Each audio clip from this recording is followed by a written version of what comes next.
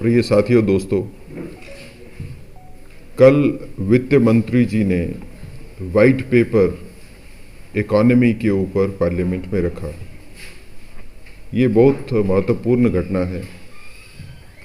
2014 से मोदी सरकार बनी तो तब भी हमारे को पता था कि यूपीए सरकार जो उससे पहले थी उसने इकोनॉमी का बुरा हाल किया था, और जो एक सशक्त इकोनॉमी 2004 में यूपीए गवर्नमेंट को मिली थी वो 2014 के आते आते जो है इकोनॉमी की हालत खराब थी। लेकिन राजनीति को देश से पीछे रखते हुए भारतीय जनता पार्टी ने ये नहीं चाहा कि उस टाइम पे वाइट पेपर जो है इकोनॉमी का रखा जाए सामने, क्योंकि अगर उस टाइम पे इकोनॉमी का वाइट पेपर रखा जाता तो जो इन्वेस्टर्स हैं वो शायद भारत में इन्वेस्टमेंट करने से कतरा जाते, अगर उनको ये पता होता कि इकोनॉमी की ये हालत मिसमैनेजमेंट से और मिस गवर्नेंस से हुई है। लेकिन अब इकोनॉमी को मजबूत करने के बाद जब भारत डेवलपिंग नेशन से डेवलप्ड नेशन की तरफ बढ़ गया तो अब ये एक माकूल वक्त था कि भारतीयों को सभी को बताया जाए कि इकोनॉमी की क्या कंडीशन थी 2004 से 2014 में, और उसके बाद मोदी सरकार बनने के पिछले 10 साल में इकोनॉमी को कितनी मजबूती के साथ आगे बढ़ाया गया।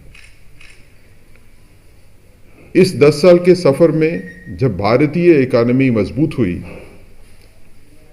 और इसकी मजबूती जो है इस चीज से आपको साफ दिखती है कि इस पीरियड में कितने डेवलपमेंट के काम हुए। यूपीए काल में जब सड़क निर्माण 14 किलोमीटर एक दिन के हिसाब से होता था और आज 28 किलोमीटर एक दिन के हिसाब से होता है। यूपीए सरकार में जब सड़क निर्माण के बारे में एफिडेविट सुप्रीम कोर्ट में दिया जाता है तो उसमें कहा जाता है कि 40,000 किलोमीटर सड़क बनी, उसमें से भी 26,000 किलोमीटर सड़क जो है वो एनडीए सरकार के टाइम पे हुई, और आज तकरीबन 1.5 लाख किलोमीटर सड़क जो है वो भारतीय जनता पार्टी के शासन में बनती है। इसी तरह आप देश की इकोनॉमी को अगर देखेंगे तो इसी काल में बड़े बड़े जो है वो जन सुविधाएं, जैसे फ्री में टॉयलेट देना, फ्री में राशन देना, लोगों को फ्री में सिलेंडर देना और इस तरह के बेशुमार काम, ये भारतीय इकोनॉमी की मजबूती को जाहिर करते हैं कि अब हमारे पास इतना पैसा है कि हम लोगों के ऊपर स्पेंड कर सकते हैं। लेकिन ये भारतीय इकोनॉमी मजबूत कैसे हुई? ये 10 साल का सफर इस वाइट पेपर के माध्यम से साफ है कि इन 10 साल के पहले जो यूपीए सरकार के 10 साल थे उसमें इकोनॉमी जो है वो करप्शन की वजह से काफी खराब हो चुकी थी। करप्शन की वजह से एक तो जो पब्लिक फंड्स थे उनकी अवेलेबिलिटी कम होगी, क्योंकि वो पैसा करप्शन में चला गया। लोगों के पास जो पैसा पहुंचना चाहिए था वो चाहे 2G के माध्यम से होगा, कोल स्कैम से होगा, एशियन गेम स्कैम से होगा, कॉमनवेल्थ गेम स्कैम के होगा, बाकी बेशुमार स्कैम्स। तो जो लोगों के पास पैसा पहुंचना चाहिए था वो पैसा करप्शन के माध्यम से लोगों से वापस लिया गया, उनको नहीं दिया गया। लेकिन जब से मोदी सरकार बनी है आपने कोई स्कैम नहीं देखा। जो पैसा करप्शन के माध्यम से देश के बाहर जाता था, देश के बाहर बैंकों में जमा होता था, आज वो सीधा लोगों के पास पहुंचता है। इस क्रांति में, इस मोदी क्रांति में सबसे बड़ी जो घटना हुई वो ये हमने डिजिटलाइज किया। मोदी जी का ये विजन था कि भारत को डिजिटलाइज करें। डिजिटलाइज करने से फायदे जो हैं वो ये हुए कि एक तो करप्शन के आयाम खत्म हो गए। वो जो पैसा जनता को, लोगों को भेजा जाता था सरकार के द्वारा, वो पैसा उनके डिजिटल माध्यम से उनके अकाउंट में डायरेक्ट आना शुरू हो गया। तो जो बचौलिए थे उनका काम खत्म हो गया, करप्शन कम हो गई, लोगों को सहूलियत ज्यादा मिली। डिजिटल माध्यम से जब इकोनॉमी आगे बढ़ी तो जो इन्वेस्टर्स थे उनका भरोसा भी इंडियन इकोनॉमी के ऊपर हुआ, और लिहाजा इन्वेस्टर्स ने और ज्यादा पैसा जो है वो इन्वेस्ट किया भारत में। इस इन्वेस्टमेंट के चलते हुए अगर आप देखेंगे तो 2004 में भारतीय इकोनॉमी 12वें नंबर पे थी। जब यूपीए गवर्नमेंट ने सरकार छोड़ी 2014 में तो भारतीय इकोनॉमी 12वें नंबर से बढ़ के 10वें नंबर तक तो आ गई, लेकिन सिर्फ 2 पायदान का फायदा हुआ 10 साल में। और मोदी सरकार में 10वें नंबर की इकॉनमी को हमने 5वें नंबर पे किया। 2024 में ये चौथे नंबर पे आएगी और 2025 में मोदी सरकार 3 में ये इकॉनमी तीसरे नंबर पे आएगी। इस सफर में हमने इंग्लैंड को भी पीछे छोड़ा, जिन्होंने हमारे ऊपर 200 साल शासन किया। उनकी इकॉनमी आज हमारे से नीचे है। Make in India pilot project के थ्रू इकॉनमी की मजबूती के साथ लोकल इंडस्ट्री की ग्रोथ को इंश्योर किया गया। यूपीए गवर्नमेंट में जोर होता था कि चीजों को इंपोर्ट किया जाए बाहर से। अब जोर यह है कि चीजों को इंपोर्ट नहीं करना है, वो चीजें भारत में ही बननी चाहिए। और इसके चलते हुए बड़ी बड़ी कंपनीज जो हैं वो भारत में अब इन्वेस्ट भी करती हैं और प्रोडक्ट्स भी यहां पे बनाती हैं, और उसकी वजह से लोकल इकोनॉमी में ग्रोथ देखी गई कि लोकल इंडस्ट्री जो है वो भी बढ़ के आ गया है। हमारे पास अब एक्सपोर्ट सरप्लस है। भारत जो दुनिया से चीजें खरीदता था, चाहे वो डिफेंस के माध्यम से हो, डिफेंस की चीजें हो, आज भारत जो है वो चीजें एक्सपोर्ट करता है। आज हमारा बनाया हुआ तेजस काफी कंट्रीज जो है उसको खरीदते हैं। कभी ये सोचा भी नहीं जा सकता था कि भारतीय इंडस्ट्री में इतनी बड़ी रेवोल्यूशन आएगी कि हमारे हथियार बाकी दुनिया में जो है वो बिकेंगे। अगर आप इस पे इकॉनमी के ऊपर अगर आप एक नजर डालना चाहें तो जो कंस्ट्रक्शन ऑफ टॉयलेट्स की बात करें, पब्लिक टॉयलेट्स की बात करें, 2011-14 में यूपीए गवर्नमेंट के दौरान 1.8 करोड़ टॉयलेट जो है वो बने, और यही 2014-2024 मोदी सरकार के आते हुए 11 करोड़ 50 लाख टॉयलेट बने। मतलब तकरीबन 10 टाइम्स मोर देन 10 टाइम्स।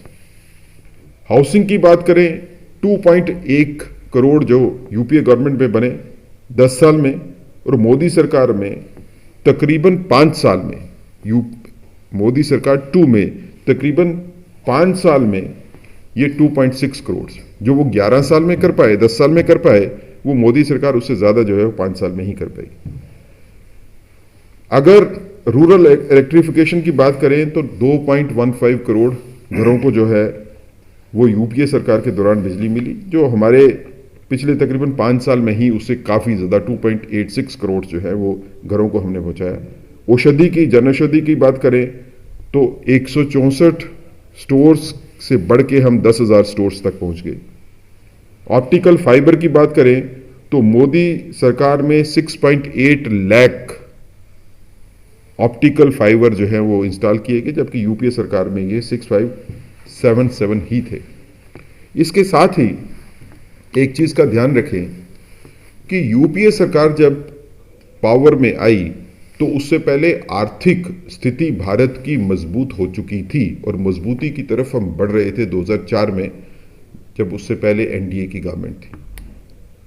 उसको कंसोलिडेट करने के बजाय जानबूझ के आर्थिक स्थिति को कमजोर किया गया, और कागजों के ऊपर दिखाने के लिए कि आर्थिक स्थिति जो है वो बेटर है, दूसरे कंट्री से, बाहर से या इंटरनेशनल फंड से इतनी ज्यादा बोरोइंग की गई कि उस बोरोइंग का बोझ जो है वो भारतीय इकोनॉमी के ऊपर परमानेंटली पड़ा, और हमारा एक बड़ा हिस्सा जीडीपी का जो है वो फॉरेन इन्वेस्टमेंट्स की इंटरेस्ट पेमेंट के ऊपर जाता है। सो एक इकोनॉमी जो कि मेड अप इकोनॉमी थी पेपर के ऊपर, उससे बढ़ के हम अब रियल इकोनॉमी पे आए हैं, जिसपे हमारी इकोनॉमी में हमारे पास पैसा सरप्लस है। अगर आप फॉरेन रिजर्व की बात करें तो यूपीए सरकार में 10 साल में फॉरेन रिजर्व कम हो गए थे। उनको जितना फॉरेन रिजर्व मिला 268 बिलियन के करीब, वो कम होके 252 बिलियन के करीब रह गया था। आज फॉरेन रिजर्व भारत का उससे कहीं आगे बढ़ के एक मजबूत स्थिति में खड़ा है। अगर आप स्पेंडिंग की बात करें तो पैसा आने के बाद लोगों के जीवन को अच्छा बनाया गया, चाहे वो किसान विकास निधि के नाम पे किसानों के साथ मदद की गई, मिनिमम सपोर्ट प्राइस में किसानों को मदद की गई, चाहे वो महिलाओं की बात करें तो कितनी ज़्यादा स्कीमें जो है वो महिलाओं को सपोर्ट करती हैं, आदिवासियों के लिए स्कीम है, शेड्यूल कास्ट भाइयों के लिए स्कीम है। तो ये तभी संभव हो पाया क्योंकि मोदी विजन इकॉनमी का इतना मजबूत था कि उस मजबूत विजन के चलते हुए हमने एक मजबूत इकॉनमी भारत में जो है खड़ी की। इसके लिए भारतीय जनता पार्टी अपने तरफ से कृतज्ञ है कि मोदी जी का विजन, मोदी जी की इकॉनमी भारत को एक डगमगाती हुई इकॉनमी से मजबूत इकॉनमी की तरफ लेके आई। आज भारत दुनिया की सबसे ताकतवर इकॉनमीज में खड़ा है और जैसे हमारी ग्रोथ चल रही है, आने वाले 2 सालों में हम 5वें से तीसरे नंबर पे जो है पहुंच जाएंगे। ये बहुत बड़ी बात है। और इसके साथ ही क्योंकि इकॉनमी हमारी मजबूत हुई तो उतना ही हम डिफेंस के ऊपर भी कंसंट्रेट कर पाए। आज हमारी स्थिति बॉर्डर के ऊपर ये है कि अब चीन भी हमसे डरता है, पाकिस्तान भी हमसे डरता है और कोई भी हमारी तरफ जो है वो आंख उठा के देखने की स्थिति में नहीं है। ये कुल मिला के इसलिए हो पाया क्योंकि भारतीय जनता ने मोदी जी का साथ दिया, मोदी जी के ऊपर भरोसा रखा। भारतीय जनता पार्टी उम्मीद करती है पूरी तरह से कि हम फिर दोबारा सरकार में आएंगे, मोदी 3 गवर्नमेंट जो है वो दोबारा बनेगी और इस बार हम पिछली सीटों से काफ़ी ज़्यादा सीटें, हमारा टारगेट जो है 400 प्लस का है, उससे कहीं आगे बढ़ के मोदी 3 एक अच्छी बहुमत के साथ दोबारा सरकार में आएगी और इस तरह की इकोनॉमिकल पोजीशन जो है उसको और मजबूत करते हुए हम आगे बढ़ेंगे। Thank you.